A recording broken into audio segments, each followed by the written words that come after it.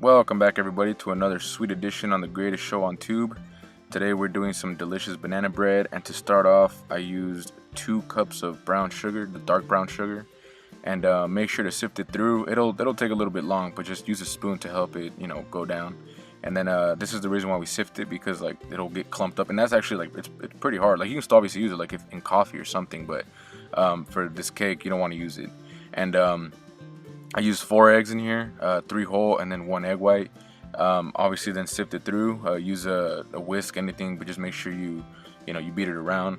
And then don't do it too much, because then I'll talk about that later, but yeah, just don't sift it too much.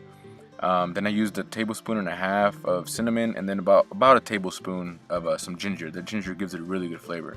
And after that I used about a tablespoon, probably like not too much, it's just about a tablespoon. You don't get too crazy with the baking powder. And then 2 generous scoops of some Greek yogurt. You can use regular yogurt, but for this I used the Greek yogurt. Vanilla as well, the Greek vanilla yogurt. That way I don't have to put in any of the vanilla extract in it. And using Greek yogurt, it keeps the bread nice and moist. It gives it a really good flavor. You won't be able to tell that much, but trust me, you want to use some yogurt in here, or some Greek yogurt. And then at the end, for this part now, we're gonna put some walnuts in here. You can use pecan as well, but I prefer walnuts with the banana bread. And at the end, this later part, these ones that I'm chopping up right here, we're gonna use them at the end once we put the batter on top, to put the walnuts on top of the batter. And then for your bananas, you want to use the most ripe bananas you can possibly imagine. Trust me, it also help your banana bread be nice and moist.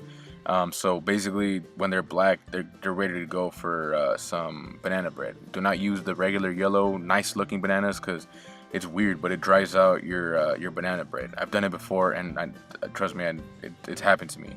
Then you're gonna use 2.5 cups of flour. You can use regular flour, but here, if you watched my cheesecake video, I used my quote secret flour recipe, or flour, I guess.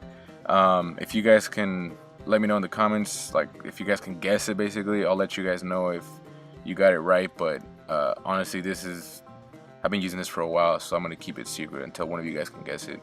And then make sure, please do not over mix it. Stop mixing as soon as the ingredients, like you can see them that they're mixed. Do not over mix it. You're gonna basically cause it to, oh yeah, and then use some butter to put on, whether it's if you're gonna use for your pan.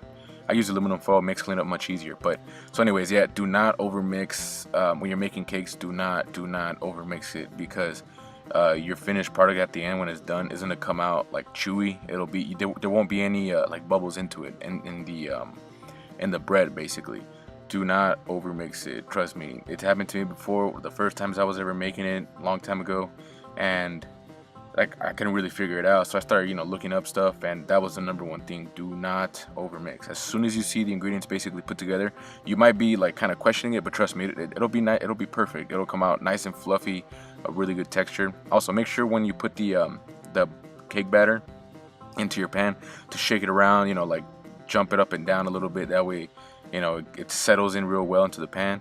And at the end, as I said before, we're gonna put some walnuts on top, make it a little more presentable. Some people as well, they'll do like some type of frosting. For banana bread, it's not really that common, but for other breads, like you do frosting on top of it. I don't really like frosting too much. The only cake I use frosting with is with carrot cake. But as you guys know, if you guys see my other videos, I'm a pretty simple guy when it comes to food. As long as it tastes good, you don't want to get too fancy with it. And then you're gonna put it in the oven for 40 minutes at 350 degrees Fahrenheit. And then this is at the 10-minute mark.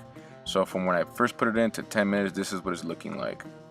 At the 20-minute mark, as you can see, it's risen nicely. So yeah, so once again, this is the 20-minute mark. And then once we get to the 30 and 40, basically that's just like the browning part, and then just finish cooking on the inside. I've seen some recipes where they ask for like 50 minutes, but honestly, that's like, I feel like you're just drying out the cake at that point. Obviously at the end, wear some mittens here. You don't want to burn yourself.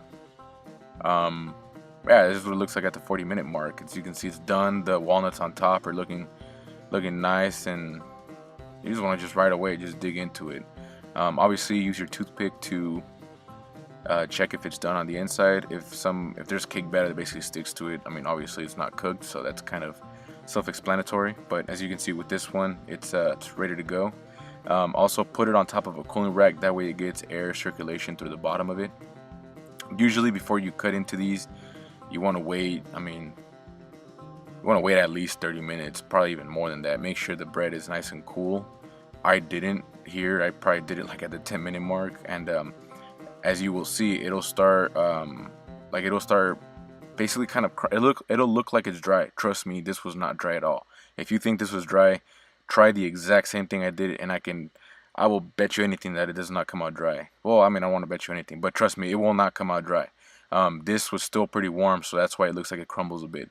But yeah, I mean, honestly, this is really good banana bread. A lot of people have asked me, because I made it before, like, what do I put in it? I tend to be pretty. I don't want to explain, like, or I don't want to tell them what I do, but trust me, you gotta try this. This is really good banana bread.